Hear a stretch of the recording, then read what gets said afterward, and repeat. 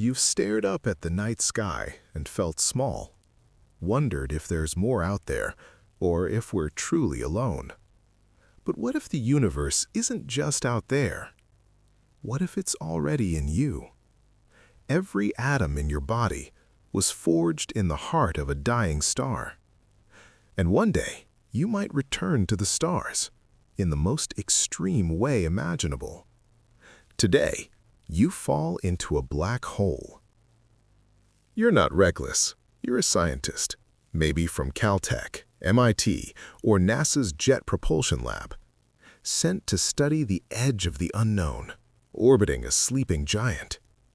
This black hole? Supermassive, billions of years old, calm, but never kind. Gravity doesn't sleep, and as you drift closer, it begins to pull. Not just on your ship, but on your very bones. At 10,000 miles out, space itself starts to tilt. You feel it in your chest, a whisper from the abyss. This is where physics ends and mystery begins. For a small black hole, you'd be shredded before you even reached the edge. But this one is ancient, vast. Its pull, deceptively gentle. Gravity grips your feet harder than your head, not with violence, but with patience. Scientists call it spaghettification. You feel unraveled. Back on Earth, your mother watches the feed in Houston. Your best friend in Brooklyn sends a text. You okay? But your last message never arrives. Time itself bends between you. To them, you slow to a stop, frozen at the edge of forever. A ghost in the machine of space-time, a memory suspended in starlight. But for you, the fall continues, relentless, inevitable. You are still falling. There's no door, no flash of light, just silence. You've crossed the point of no return, not because of walls, but because space flows inward faster than light. Even if you fired every engine, you couldn't escape. You're not falling through space anymore. You're falling with it. Einstein was right. Nothing outruns light. But here, space itself outruns everything. The universe closes behind you, like a secret, sealed. You are inside. Outside, billions of years pass in seconds. Civilizations rise and vanish. The sun swells, Earth burns, Andromeda crashes into the Milky Way.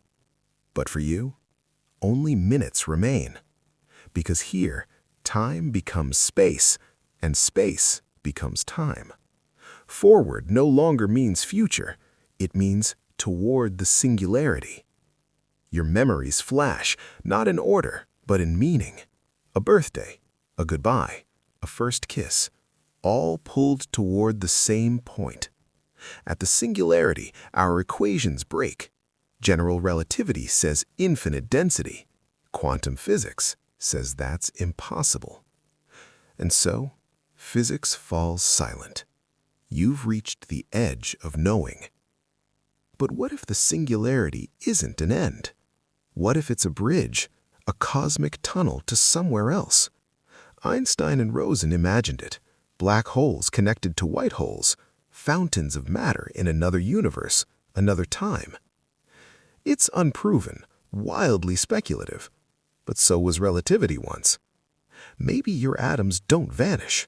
Maybe they become new stars. Stephen Hawking gave us hope.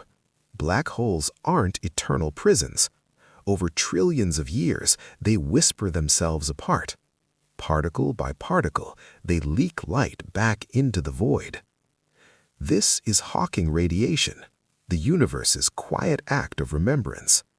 Even in destruction, there is return. Even in silence, there is song. You were made of stardust, and when you fall into a black hole, you become future stardust. The universe recycles everything, your atoms, your energy, your questions. And one day, in a galaxy far away, a new life will look up and wonder the same thing you did. Look up. You belong to the cosmos.